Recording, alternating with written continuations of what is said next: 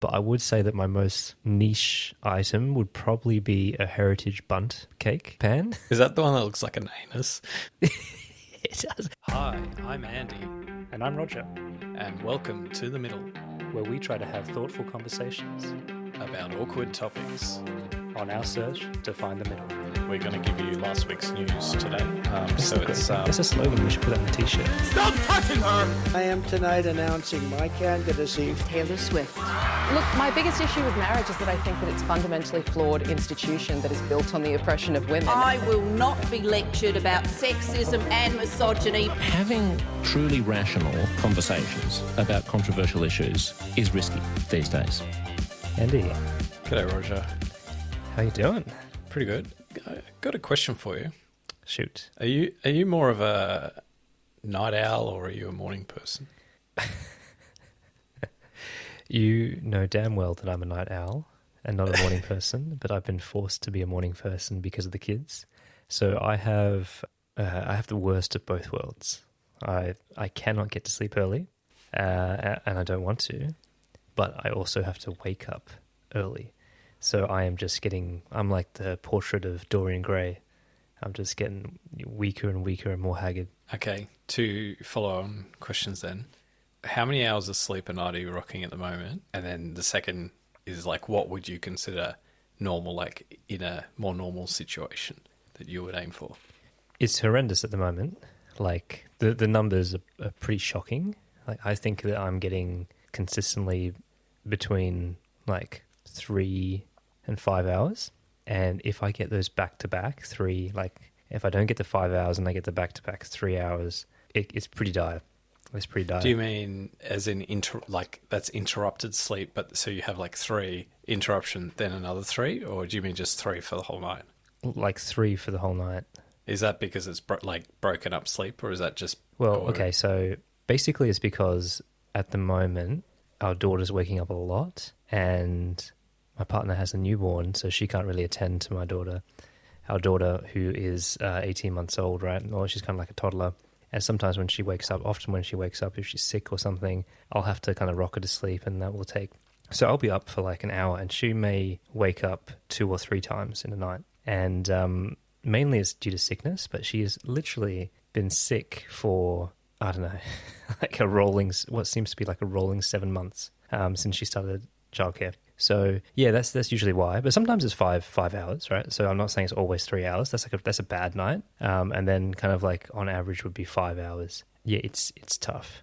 So Brian Johnson, who's that multi-millionaire who creates the Blueprint, which is essentially a protocol for anti-aging and living forever. That's his kind of mission. He talks about sleep all the time, and it's really freaky. And he has this moment where he's like, sleep is the number one most important thing in my life. And when I get my sleep, I can't just tell you how joyful I am.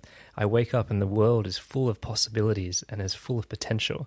And when I don't get my sleep, the world is just hard and grim and without potential. And that really resonates with me. Like when you get a good night's sleep, the day is your oyster, right? Like you are just a ball of potential and you feel like life can give you things. But yeah, when you're operating off 3 hours sleep, it's like watching TV in black and white. There's just no color in your day, and you're just a shell of yourself. So to answer your second question, what is optimal? Look, I'm not gonna pretend I'm Superman. Definitely, like there's a reason that 8 hours, 8's the magic number.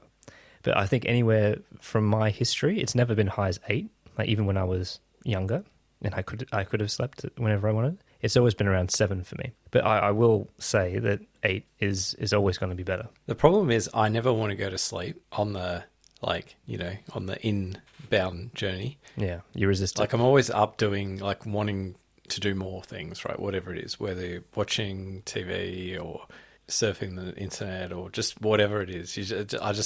I want us to keep staying up, right? But once I'm asleep, I don't want to wake up. Yeah.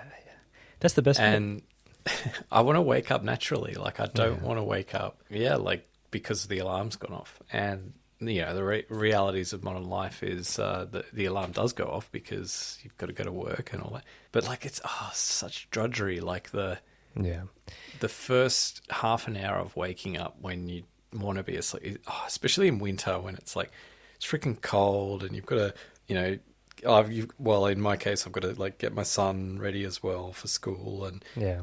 it's just like so painful, and god damn it. Like, The most heartbreaking thing is when my daughter wakes up in the middle of the night and she's actually woken up, and you just know that there's a switch that's flicked in her mind, her little mind, that she's now going to be up for a couple of hours, and it's the most painful thing ever, because you know you can't fight it, you can't reason with the toddler, but you should be asleep, and your body telling you to be, to go back to bed, and you can't. And it's a form of torture for sure. But I'll ask you this question: is the reason that you find it hard to get to sleep because you want time alone?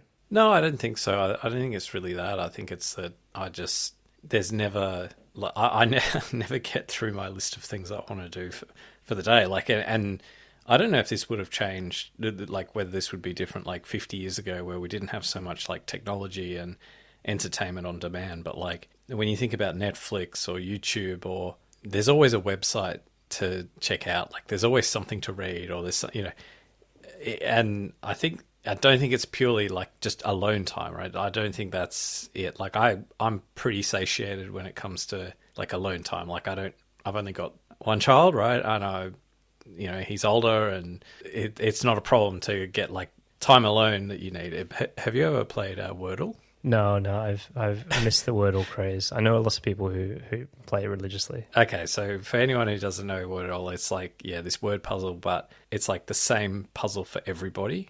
And when it like turns over to midnight, like, so there's only one day, and when it turns over to midnight, like you have a new puzzle. So what happens is it'll be like 11:30 at night. I say, I'll just do the Wordle, right? I'll do, just as a bit of like, relaxation before I go to bed. And then I'll do the Wordle, solve it. Okay, and then I'll get distracted, go and do something else. And then it'll turn over to midnight. I'll do the next word. Keep like... All right, well, so I guess after binge watching a few of the GQ series of 10 Things I Can't Live Without, I thought, it might be a fun way for us to share with the audience some of the things that we both value moving through the world as we do. So today we're going to talk about, the 5 things Andy and Roger can't live without, and have a bit of a discussion, share them. Maybe they'll resonate with each other, maybe they won't. But I've always found it interesting. You'd think it would always be the same old thing when you talk to people about what they really cherish and what they can't live without. But there's always a story in there. So I thought that's what we'd do today. All right. So I think we did a little bit of homework. Do you want to go first? Yeah. All right. So the first thing I want to kind of introduce that I can't live without is my EDC. Have you heard of EDC? No. It stands for Everyday Carry. And it's this kind of like movement, this hobby, this kind of like subculture of usually men carrying a certain amount of things in their pockets for like basically what they go out with, in their pockets. And they carry it every day and how they find it useful. So my EDC combo are 2 things, right? And I have carried them without fail every day for probably since COVID. So when was that? How long has that been? 4 years. And that is a small LED torch, probably the size of a finger, and a multi-tool called the Gerber arm drive. So it's like a fold-out knife, a fold-out scissors, and a drill bit, so a screwdriver. And so I carry those 2 little things in my pocket wherever I go. And it's just like, it's made me so useful, so freaking useful, man. Like, and especially as a father, you use it all the time, right? And you're probably thinking to yourself, I don't carry these things. I've never had to use them. I find a way. And yes, that might be true, but you're not useful. Like people come to me, my kids come to me, people in the family, because they know that I have a cutting tool with me all the time. So when you need to cut a tag off something, when you need to open a really hard packet or whatever it is, I've got a knife, I've got a pry bar, having scissors on hand, opening the countless Amazon boxes and deliveries that come. It's just a very satisfying thing. And I think this idea of like men and the masculinity of like having a tool that you really use all the time, that's really close to you, I get a lot of joy out of. And having the screwdriver as well. You know how like, you probably don't remember anymore, but kids' toys, they're always screwed in, the batteries. And so I'm the guy now, like I can change the batteries because I have the screwdriver with me at all times. Well, great to hear, Baden pal. I don't know. Like, I'm gonna go hard on you on this one. This seems like an incredible waste of like just general pocket space. Like, okay, I've got my like pocket routine. Like, I don't think this is quite what you. I don't know if this is how this connects to what you're referring to, but like, I've got my like I count 4 things, and if I don't have those 4 things in my pocket, then like I'm missing something, right? And the 4 things for me are my keys, my little, like, it's not a wallet, but it's just a little, like, elastic band thing that it's got your cards, like your credit cards, driver's license, all that sort of stuff. Yeah. So keys, wallet, that wallet-y thing, my phone, and now, like, the 4th one that I added maybe in the last year or 2 is my little, like, my Bose sort of earbud things, right? Yeah. Wireless earbud charger thing, right? So already, like, I'm not stressed, like they fit quite snugly, but like I am from time to time worried, oh, is something gonna accidentally like fall out of my pocket? Like, especially when you're sitting down and it just and you're like putting in a freaking like, you know, toolkit in there, and it's very compact. Yeah, I don't doubt that you use these things, or that you've used this, or that in this like bizarre moment that like you're useful, as you say. But like, you're going to carry them around with you all the time. It's going to be a pain in the ass, right? I know this is obviously not a visual medium, but I'm holding it up in front of the camera now, and both of the things I mentioned are being blocked by my 2 fingers. Right, so they are very small, and I don't carry a wallet, and I don't really carry keys when I'm out and about. You don't need keys. You've got a little pick lock set in your. Well, or maybe, you know, like sometimes. So I find that I've always.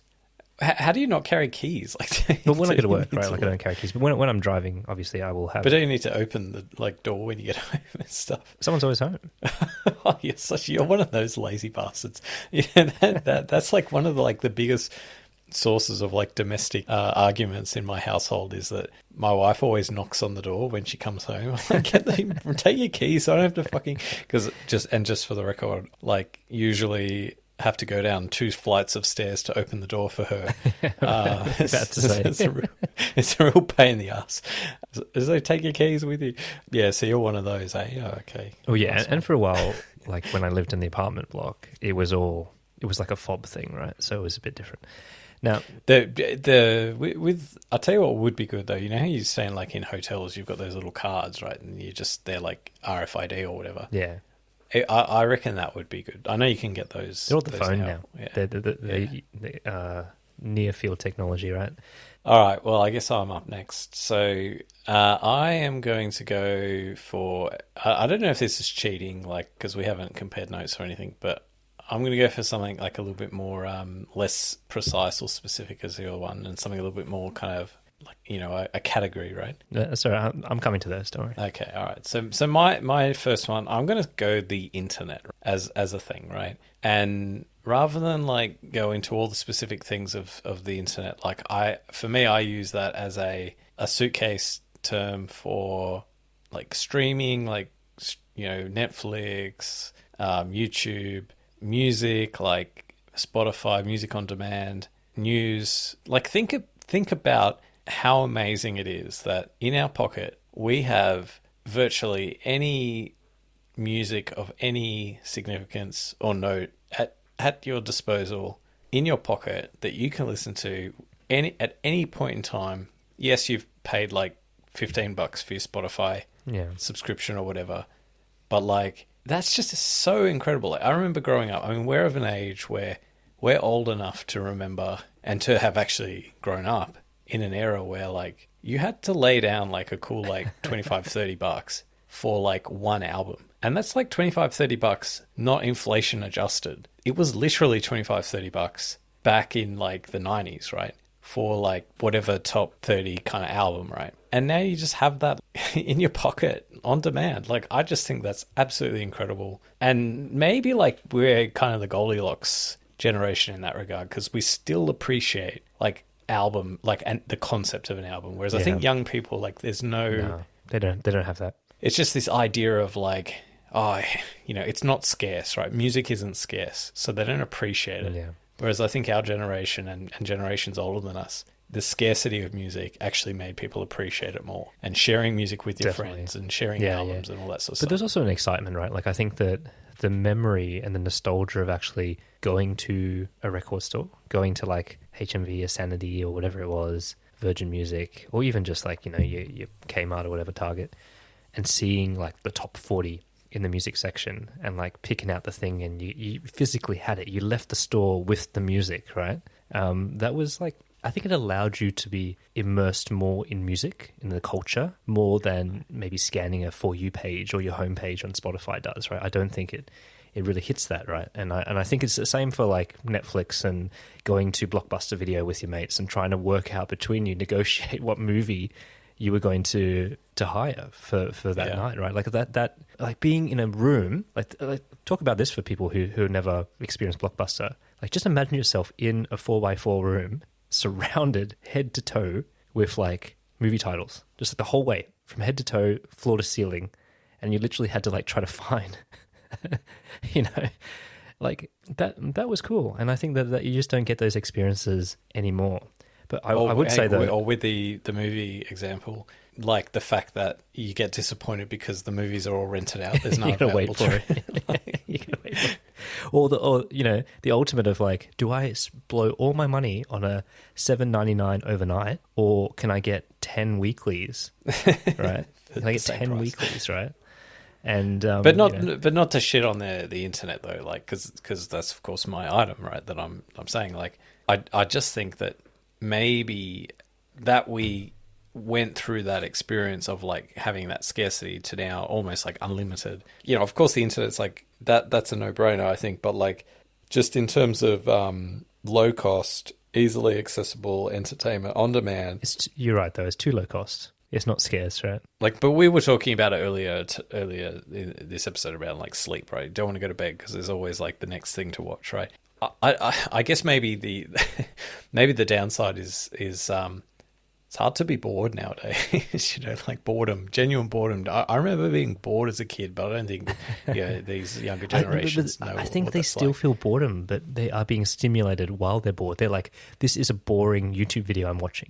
Like I think that's the sad part of it. I'm right? hypnotized and don't know how to change it. But yeah, I do think that I miss those days, right? And it's harder to form your own identity. We're shitting all over my item here. Like the internet's fucking amazing, man.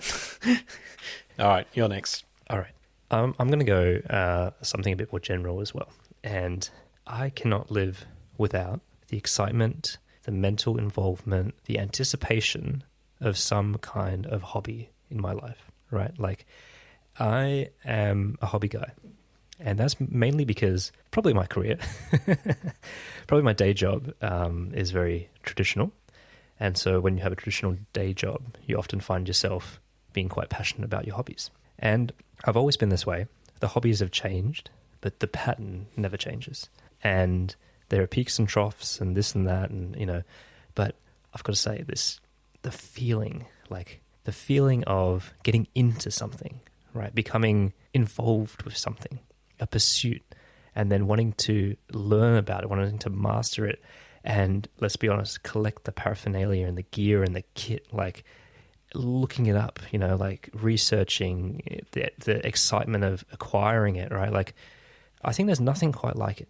Like there's just this, it's something about humans in general, but I know specifically me, I just love going up that curve, and you can feel it happening to you and you're kind of aware of it happening, and I love it. You just strap in and you go for the ride, like whatever it is, and all of a sudden your web browser is just a fucking rabbit hole of Google tabs, researching the specifics about, whether it's, archery, watchmaking, whatever it is.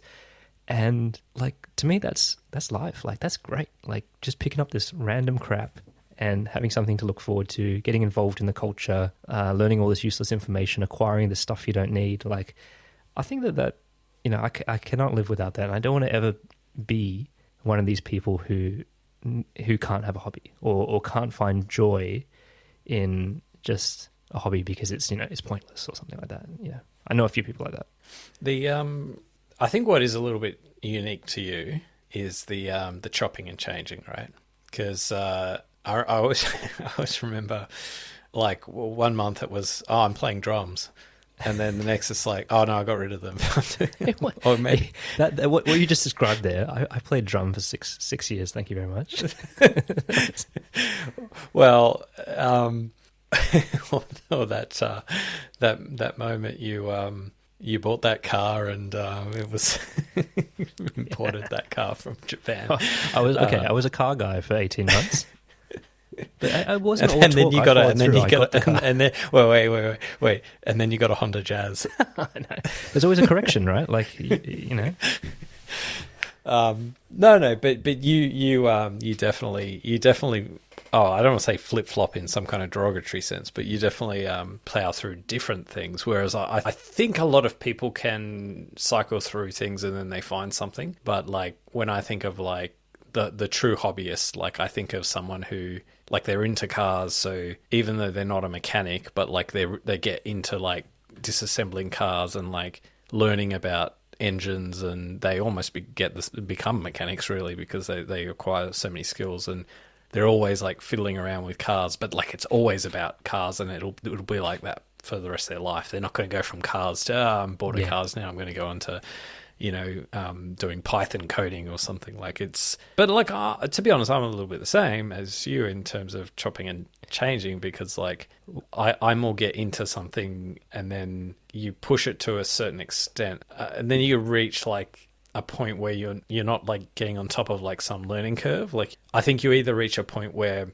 like you know that you're not going to, like it's unrealistic for you to continue down that pathway to the next level, like for whatever reason. It could be a pragmatic reason, like let's say tennis, right? For me, like I was playing quite a bit of tennis maybe a year, 2 years ago, but like then I got to the point where, and like I probably would go and have fun like hitting a ball or whatever, but it's like, okay, where do I go to with this? Because like I'm not going to go and start playing in tournaments or something like that, right? Yeah. And that was never the goal. So it's like, okay, well, this is, and then you just get out of it and you get distracted with other things, right? This is the interesting thing, right? So I'm very self-aware and I reflect on my own kind of view. And even the way you're describing it, I think is a symptom of how we've been trained from young kids to think about our pursuits, right? So I think when I was younger, I felt the dark side of this, because everything when you're young, right? Your parents are trying to build a sense of commitment in you and focus, right? So really the worst thing you can do as a child is give up on your chosen pursuit,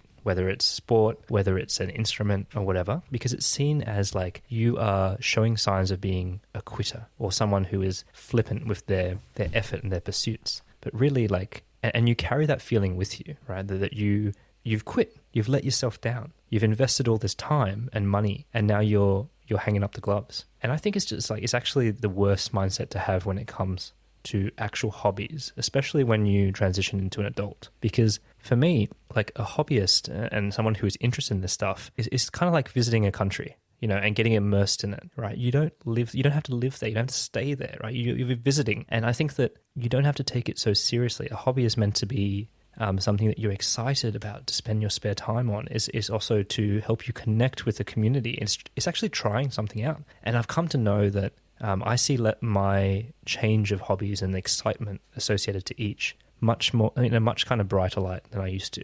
Like I don't think you should always think about it as like, if I don't become proficient and I don't get good dollar cost average for this golf club, then it's a total waste of money. No, I don't think so. I think, to be fair, I think if you can avoid getting into golf, that's... that's a bad example. That's probably good stuff.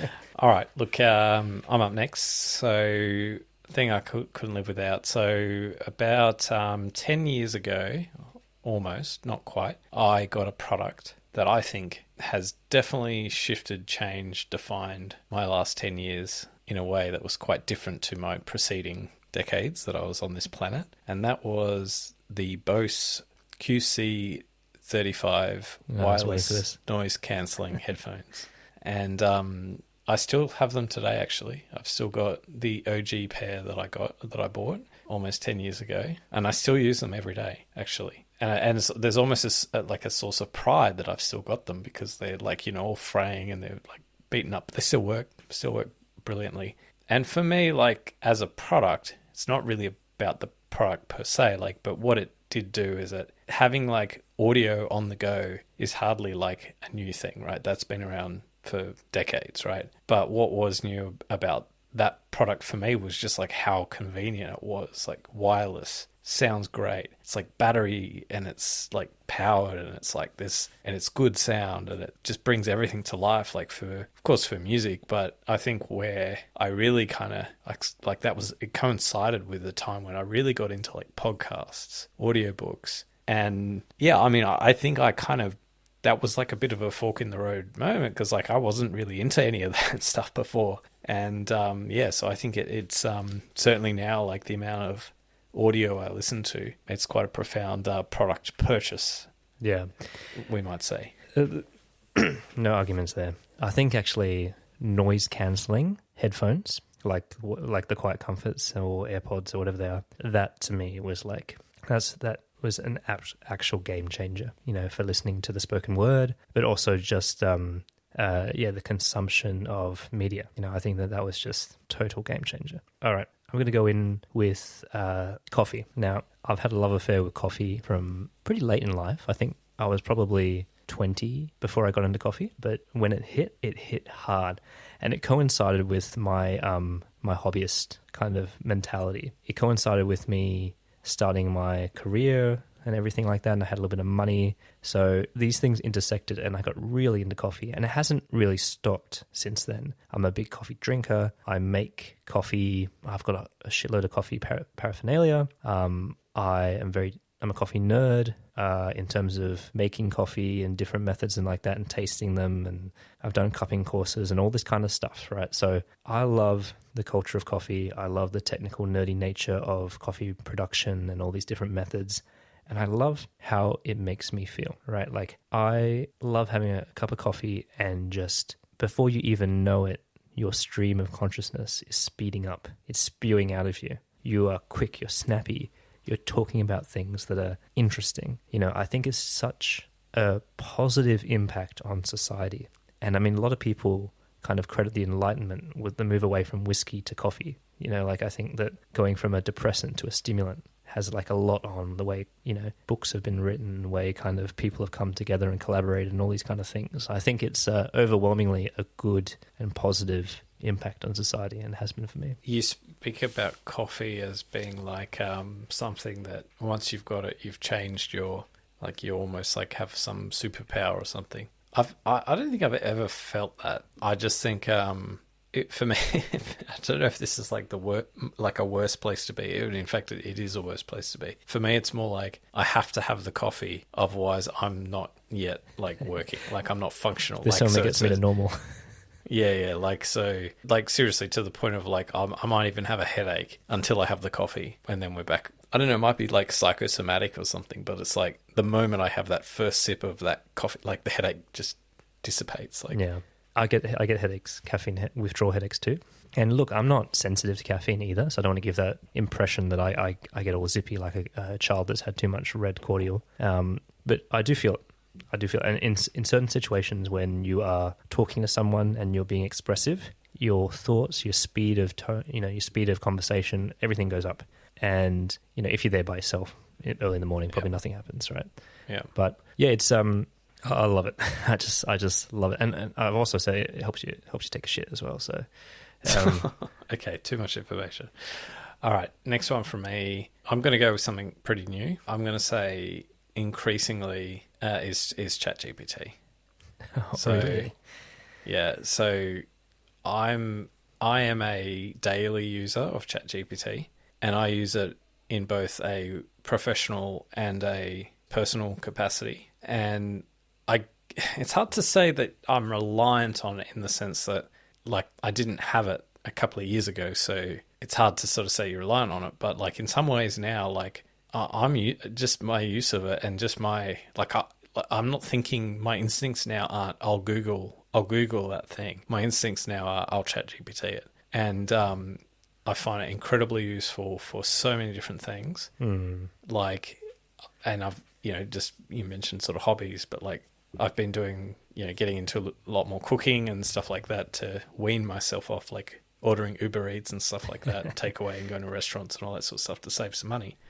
And cooking like has, in its place, you can really enjoy cooking, right? And I find ChatGPT so amazing for cooking, because it's just like any question you've got about some weird, like, because often with cooking, it's like you might read a recipe, but then there's like, oh yeah, but what about this? Like, what do I do now? Like, I don't have that ingredient. Like, what should I do? Or like, it's got some freaking measurement here that like, I can't quite reconcile that.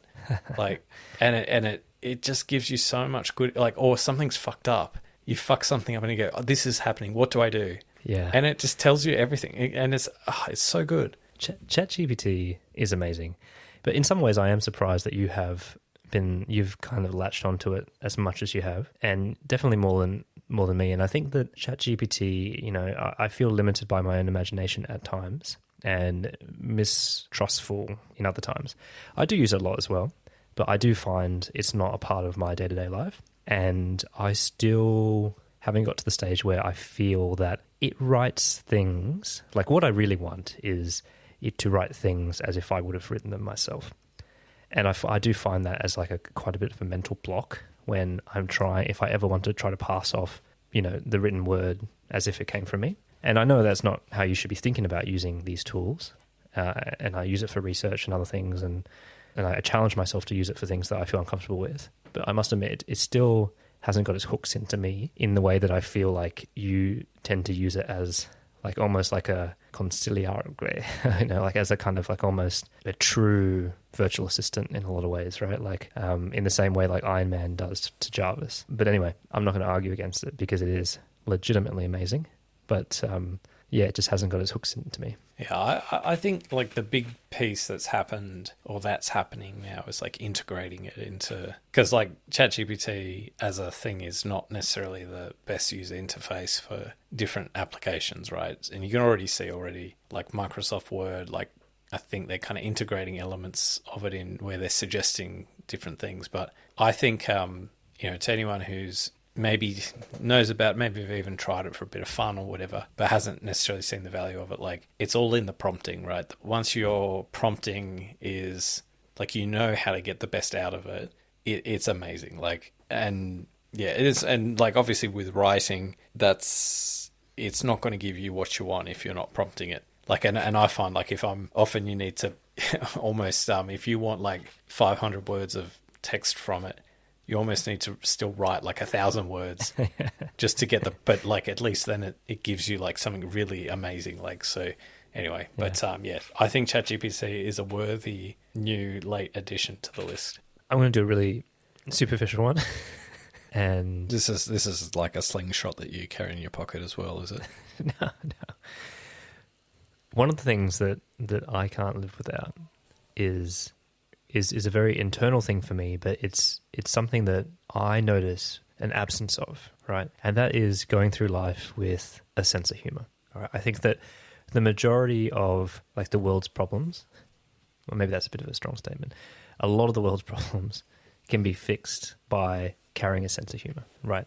Both for the things that you see in the world and the entertainment that you get from being, you know, a participant in the world, but also like what happens to you, right? And I just know that I've known it from a very long time. Maybe humor it's like playfulness is an adjacent word to this, but having a sense in your mind, like a bit more of like a childish sense of reality helps so much navigating the world through the ups and downs of life. And I think that is something that I've said to myself that I never want to see diminish, no matter how life goes for me. And I actually remember coming out of school thinking that actually that we talk about the trauma of what year 12 exams did to you as a kid. And I just kind of remember at that point feeling that stress, that, you know, that building, that crescendo of stress for the first time in your life, right? Like really bad stress.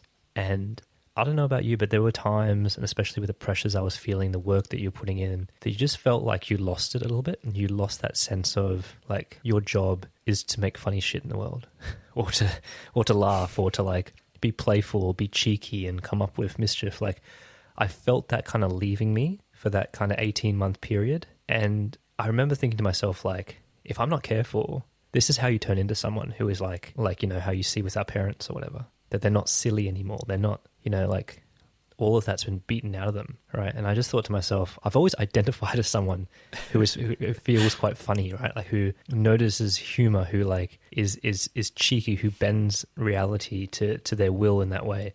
And I made a deal with myself that like no matter what happened in the next kind of 10, 15 years of my life, like I wanted to keep that. The only problem with what you've just said is that there's such a fine line between like Jerry Seinfeld funny and like David Brent funny or Michael Scott funny for our American friends. Just as you were speaking, I was sort of thinking about like myself, right? I was thinking about, oh, okay, like, do I have a sense of humor? Do I not have a sense of humor? I must admit, like, I've said this before, I have actively noticed myself finding fewer and fewer things funny, and like laughter, or like maybe even my appetite to like solicit or seek out humor has diminished. So Yeah. but that said, at the same time, like, and I think a lot of that coincided with like parenthood, right? In terms of just the sheer Responsibility monotony of like, just I don't give a like I will just want to fucking sleep. I don't want to laugh. I want to sleep. Yeah. Now it's a bit different because like sleep's not the issue that it used to be. But just with like, and the reason I thought of David Brent was like office humor, I think is a really interesting dynamic because like occasionally, like I will, you know, when you've got like an email, right, exchange, right, with your colleagues. So they're your peers or they're people you deal with on a regular basis. And it's professional, but like just for whatever reason, you want to take the opportunity to like insert some kind of humorous quip or something, right? And then no one bites at it. Yeah. It's like, oh, come on, like, give me something. Like, I'm trying to, like, you know, I'm trying to... That's what I'm talking about. I don't though, expect... man. That's what I'm talking about. I don't expect you all to, like laugh out loud on the office floor, but, like, at least someone, like, reply. But like, I am your manager, so kind of laugh. Well, so... And I just sort of wonder, like, how much of that is just either maybe I'm not funny and I'm just David Brent, versus maybe people don't feel comfortable like laughing in the office. Like maybe people don't want to get into that you know, that vibe, right? It's the latter. It's like the silliness of it, right? And I'm not trying to paint the picture of someone who just laughs at anything and everything, because that is not me. I'm actually like a really hard laugher. I feel like whenever I watch stand-up comics and stuff, I'm the last person to laugh. But when I do, I'm legitimately feeling those feelings. So I don't think it's those people who just laugh to be friendly. That, like, I actually have disdain for those people. I'm talking about like the mental freedom of looking at things in a kind of semi-fucked up, semi-playful way, right? And I do think that gets beaten out of you over time because of responsibility. Kids, I mean, you're so right. Like, being a parent turns you into this hedonistic creature in a weird way that you don't expect, because you're experiencing so much pain that all you want to do is seek pleasure, right? And pleasure coming in the form of like eating and sleeping and watching TV, easy pleasure, right? So yeah, I get that, but you know what I mean, right? Like when you meet these people, maybe some of your colleagues you're talking about in the office or whatever, or even like our parents' generation, it's well and truly a combination of it being beat out of them and never encouraged in the first place. But this idea of being silly, being humorous, being twisted, like that is not a part of their being, you know what I mean? And I just feel like that's such a shame, and I never want that to happen to me, right? Like I want to keep that going till the end, right? All right, well, I'm up next. So I'm going to say that I can't live without travel. But actually, what it really is, it's not actually the travel. It's the dream of travel. It's not the like getting on a plane and ending up, 15 hours later in some new destination and then doing whatever.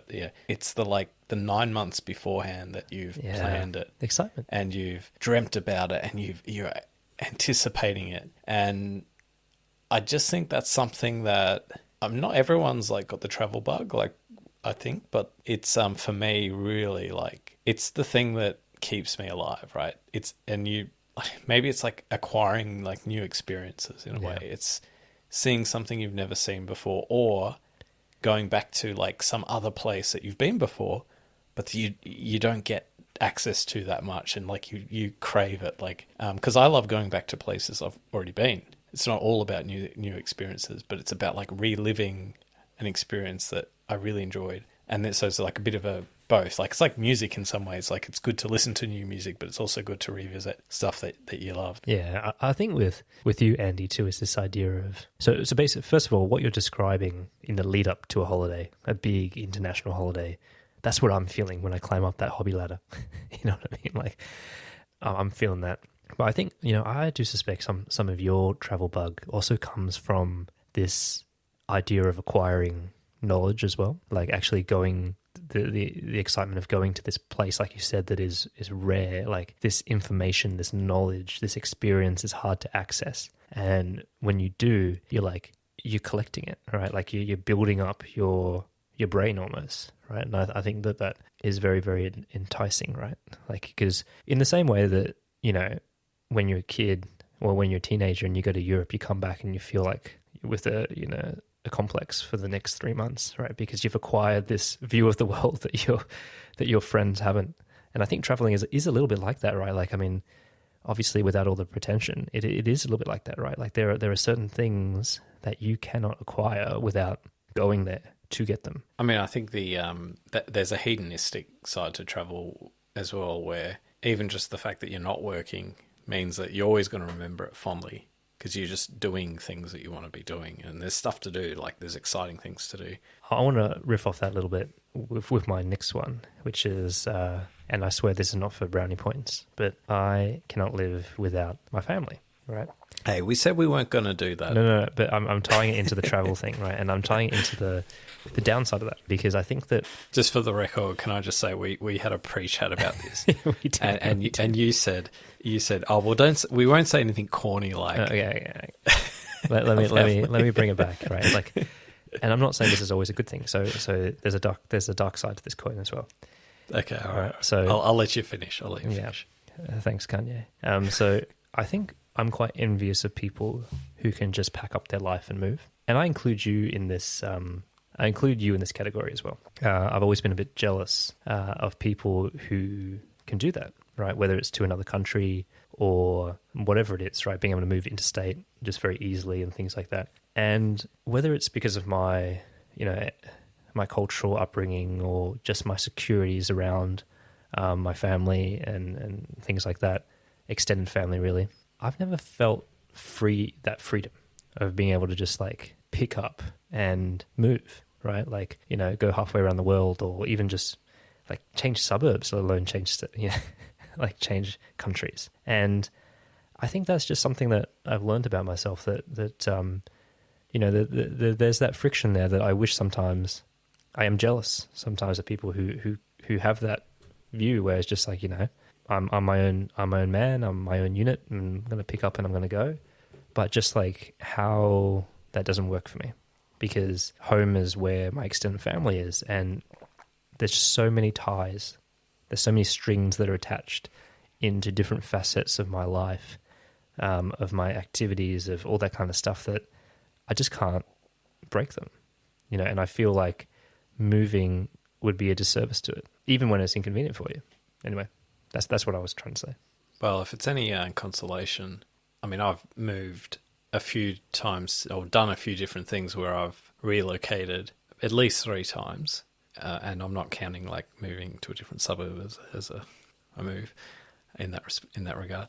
But like where, I've been to, basically lived in a different city, but it's never been permanent, you know what I mean? Like, it's never, in my mind, I've never sort of thought, oh, this is now my new home here in this location. And so your home is always wherever that happens to be. It's just that for some period of time, you're not there. And I think maybe that's a mental kind of thing that enables you or empowers you to do that.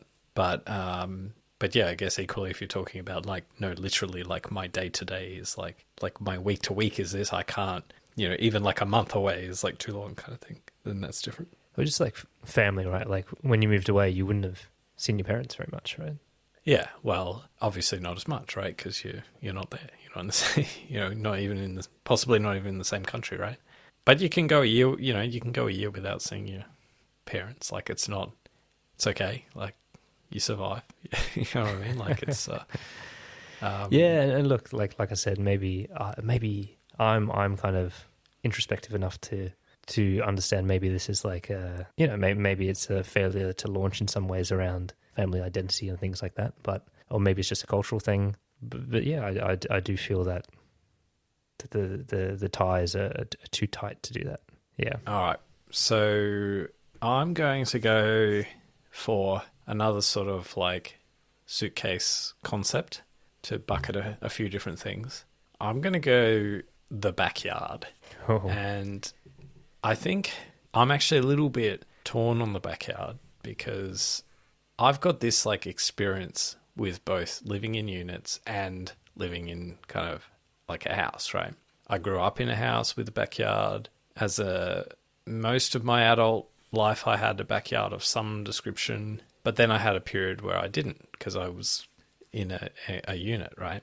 But then the times I've lived in a unit, I've like really enjoyed the benefits of a unit, which is namely that you don't have a backyard and you don't have to look after it and tend to anything, so there's that. But there's like the location benefit, right? Usually there's some trade-offs between, you don't tend to have houses with a backyard in non sort of suburban locations, right? So inner city areas and stuff.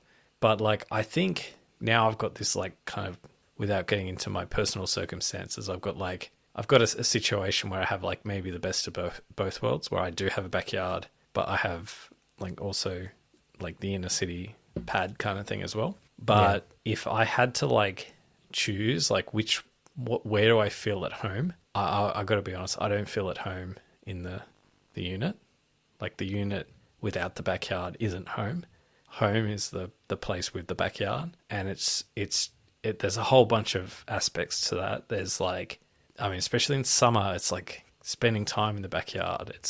I don't know, it's just like makes you feel alive, especially when, we're so kind of geared up in like on technology and on devices and stuff like that. To be able to like give yourself something to contrast that with. You were talking about hobbies earlier. I've gotten into this like mad rabbit warren on like offset barbecues, smokers, right? And like, it's like you ain't gonna have one of those on like a unit balcony, that's for sure. And like art.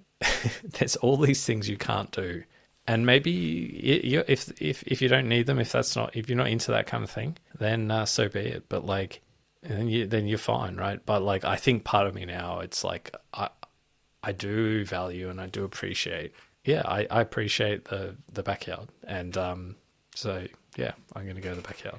A worthy addition. I think that it's aligned with being able to have hobbies, and I think when you're a kid, you take having a backyard for granted. But there's so much learning and development that happens in a backyard, and I think that I'm not going to, you only know what you know, and I don't want to cast anything on people who grew up in apartments, right? Because you find what you need. But I believe that it just makes outdoor development and interests and all these kind of things so much easier. And I'm not surprised. Like, I think that if you grew up with a functional backyard, you will always want that if you can make it work when you're an adult. And if you can't make it work, you can't make it work. But, all right, wrapping up on my side, I'm going to start with something that I don't think you can call this a hobby for me, but maybe you can. But something I can't live without is my love of cooking, right? And you could put it cooking, maybe / feeding. I am a feeder. I get pleasure out of feeding people. The act of giving and the act of getting accolades for cooking, if I'm honest, right? Which is definitely a part of it, the kudos that you get, which is very overflowing for a man who cooks as well, let's be honest. The bar is very low, but that's changing. I just, I think that there's that quote that goes around where like cooking is like sex. It's something you're going to have to do for the rest of your life, so you might as well at least attempt to try to get good at it. And I definitely feel that people are shortchanging themselves by not trying to get a bit better at cooking. You will need to eat roughly a couple of meals each day, every day, until you die, right? And I just kind of think that it's a skill. It's probably one of the most like high value skills that you can have. And especially when you start to, build a family and you're looking after people and things like that. And also, like, you can bend it into anything. It can make your life easier because you're feeding people in the rush of life. And of course, there is no shortage of paraphernalia and kit to buy when you are someone who loves cooking. There is a tool, a knife, a pan for every single thing, and I want it all. And that extends to, having the dream house with the outdoor kitchen and the barbecue and all that kind of stuff. That's a work in progress. But I feel like when you meet someone and they're into cooking, they're always I feel like they're always a good person. They're always a good, interesting person. I've never met someone who really loves cooking that's just fucking a fuckwit and intolerable. And I think it's this idea of forming pleasure from life and being excited about things and learning about things and culture and all that stuff. It's just it's like a safe bet that person's going to be a good value at a party. So on the gadget thing, what's the most obscure kitchen gadget that you've bought? Oh, this is probably only limited by my memory of the gadgets I have bought. Okay, I have a sous vide, right? But I do use it. But that is something that is very nerdy and that I think not many people would have. But I would say that my most niche item would probably be a heritage bundt cake pan, which is it's beautiful. Is that the one that looks like an anus? It does. It's even worse actually because you put the jizzy jizz kind of icing in the middle, so it looks like someone's had their way with said anus. But it's a Christmas classic, the whole the bundt cake. I think mine has to be a potato French fry cutter, industrial, restaurant commercial grade, Yeah, I was laughing. in and out burger style, with this big lever that you to get the potatoes into the perfect French fry size. And how do you secure it though? Don't you have to nail it to the wall or something? There's two variants of them. It either goes vertical or it goes horizontal, right? But I think the ones that on the wall, would be on the horizontal plane, but this is on the vertical plane, so it's all gravity, right? So you're just pushing it down. But it's good, but one must ask oneself, how many French fries do you need to make to pay this thing off? And I'm not sure what the payoff period for that is. All right, my last one then is a little bit more superficial than the others, although very important, and that is I need my own doona, duvet, comforter, depending on which continent you're from. I can't share. I can't. It's not happening. What do you mean you I need can't my share? own one. Well, in a bed, you have if it's a king bed, you have a king, Oh, you guys are cover working over it. individual doonas? Yeah. It's single person doonas in a double bed. Not single, both big ones each. Don't they overlap? Nah, because they just cover us, cocoon us, right? And it gets so at home it's fine, but what happens at when we go to a hotel, if we're traveling or whatever, we have to ask housekeeping to bring another one. What are they? What's the issue? Help me understand here. Well, just what's the because issue? because you when you move in bed, right? You want to pull it and then you But pull you it. move And under. then You move under the quilt. You don't move. You're rolling like a sausage and pulling the skin of the doona. Can't you roll under shift your way underneath the doona? No, but you want it to cocoon you, right? Almost like a sleeping bag. Obviously, you don't know what I'm talking about. You don't feel my pain. But no, fuck that shit of Okay, what about single beds? What about why not go a step further and have two single beds? Well, we actually kind of do, but not in the way that you might instinctively think. The king bed is actually two single beds together, which has a benefit. Are they made to be like that, or are they? Okay. Well, it's a bit. Okay. So there's the benefit. It's by design. The benefit is that one single bed doesn't affect movement in the other single bed, if that makes sense. Partner disturbance. Yes.